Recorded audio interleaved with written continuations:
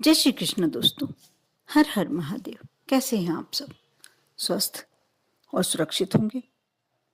दोस्तों, धन प्राप्ति के लिए लोग क्या नहीं करते।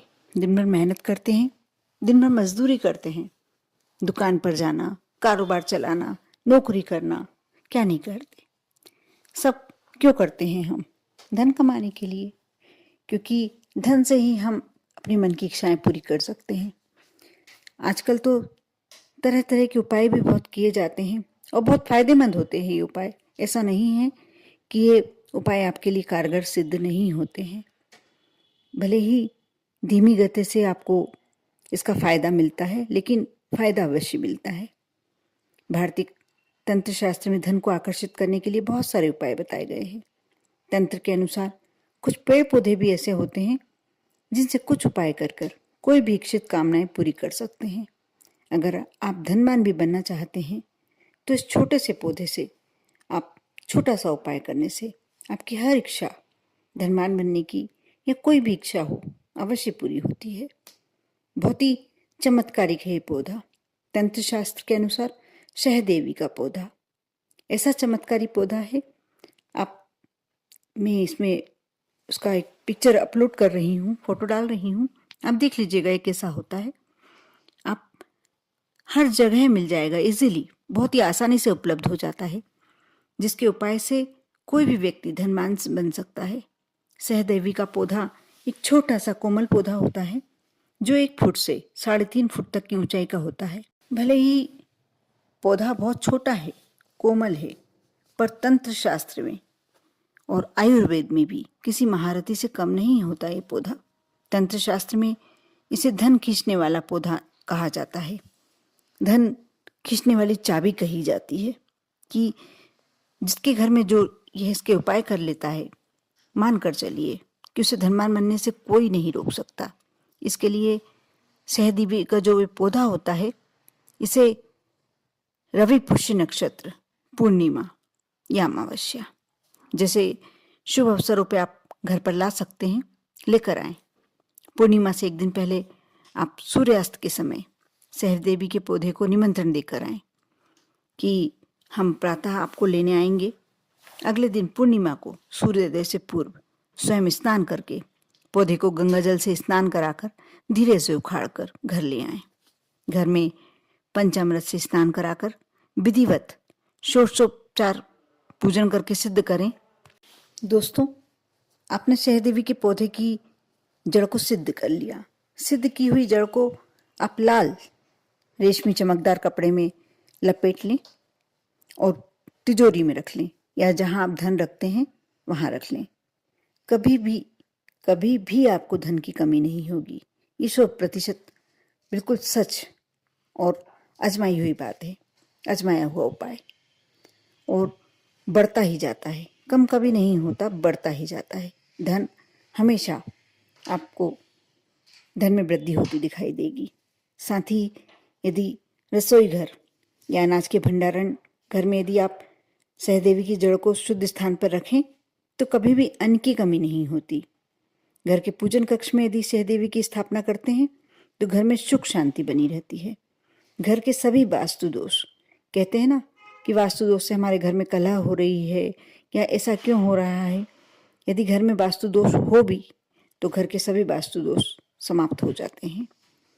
कोर्ट कचहरी का यदि कोई अन्य विवाद में फंसे हुए हों, बहुत ज़्यादा समस्या से ग्रस्त हों, कभी कभी इंसान कोर्ट कचहरी में ऐसा फंस जाता है, ऐसा परेशान हो जाता है कि ऐसा लगता है कि फैसला अब आने वाला है, अब आने वाला है, लेकिन उसका फैसला कभी आने का चांस ही नहीं दिखता और आने में भी डर लगता है कि हमारे फेवर में आएगा या नहीं आएगा।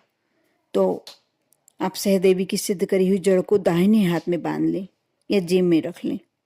निश्चित ही जब भी इसका फैसला होगा आपको विजय ही मिलेगी। और सहदेवी के पंचांग, जो उसके 5 अंग होते हैं, तना, पत्ती, जड़, इस तरीके से 5 अंगों का आप चूर्ण बना लें। सुखाकर उसका तिलक करने से तीव्र आकर्षण होता है। आप यदि समाज में आपका मान प्रतिष्ठा कम है, यदि आपको मान सम्मान नहीं मिल पा रहा है या परिवार में, घर में आपका मान सम्मान नहीं हो पा रहा है, तो आप यदि इसका तिलक लगाते हैं, इसका तिलक कर लेते हैं और रोज सुबह आप उठें, स्नान करें, उसका तिलक करें। अब देखना, अब जहाँ कहीं भी जाएंगे, जिस भी समाज में जाएंगे, घर में आप लगाएंगे, तब देखना लोग आपके वशीभूत होने लगेंगे और आपको मान सम्मान देने लगेंगे। आप जो कहेंगे उसमें कोशिश रहे यही होगी कि लोग आपकी बात मानेंगे और हर जगह आपका डंका बजने लगेगा। साथ ही ऐसा कहते हैं कि सहदेवी के पौधे के पंचांग का चूर्ण यदि आप जीवा पे लगाते हैं, जीभ पर लगाते हैं, तो इससे बोलने से वाक सिद्धि भी होती है। यानी आप जो भी बोलते हैं, ऐसा होता है कि लोग आपको अपलक सुनते रहते हैं। आपकी वाणी लोगों को अच्छी लगने लगती है, सिद्ध लगने लगती है। करके देखना आप, क्योंकि बिना करे आप और बिना श्रद्धा और विश्वास के आप करेंगे नहीं, और बिना करे आप इसकी परिणाम को जान भी नहीं सकते हैं। आप जो भी उपाय करेंगे तभी आपको मालूम पड़ेगा कि इसमें कितनी सत्यता है।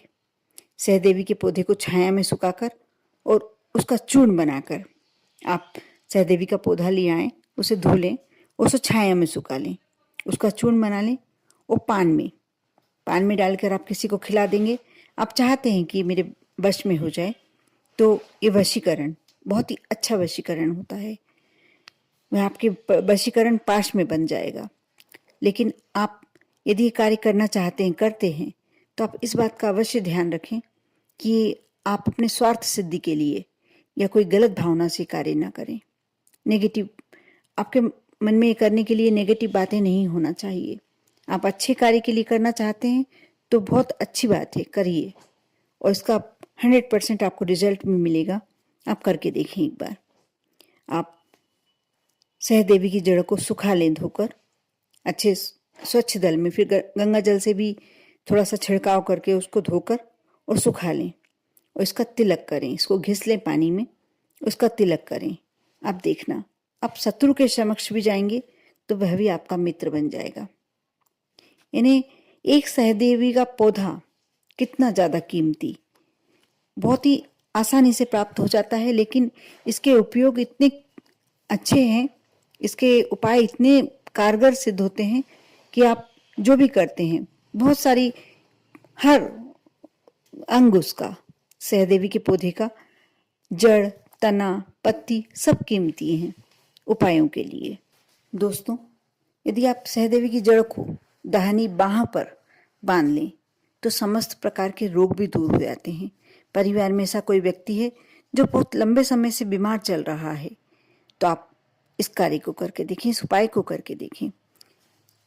जो भी बताए गए हैं इन उपायों में से आपको जो भी लगता है कि आपके लिए यह करना उचित है, आपको इसकी आवश्यकता है, आप एक उपाय आजमा के देखें। और सहदेवी के पौधे का मैं फोटो डाल दूंगी इसमें, आप देख लीजिएगा। उससे आपकी पहचान हो जाएगी कि कैसा, और गांव वालों को अक्सर मालूम होता है कि कौन सा सहदेवी का पौधा है, आप उनसे पूछ कर ला सकते हैं। लेकिन बस ये है कि आप कोई उपाय करना चाहते हैं तो पहले इसको आमंत्रण देना पड़ेगा। और ये कार्य आप पुष्य नक्षत्र, रवि पुष्य नक्षत्र हो उसमें कर सकते हैं, या पूर्णिमा तिथि पर या अमावस्या तिथि पर, यानी कोई विशेष तिथियों पर किया जा सकता है। आप पहले दिन आमंत्रण दे कर आएँ, दूसरे दिन सुबह स्नान कर कर लेकर आएँ और उसके बाद ये कार्य कर कर देखें। देखना आपका हर कार्य आपका सिद्ध होगा। आप कर कर देखें श्रद्धा और विश्वास के साथ। आप पर और आपके पूरे परिवार पर मां लक्ष्मी की कृपा बनी रहे, भोलेनाथ की कृपा बनी रहे। ओम नमः शिवाय।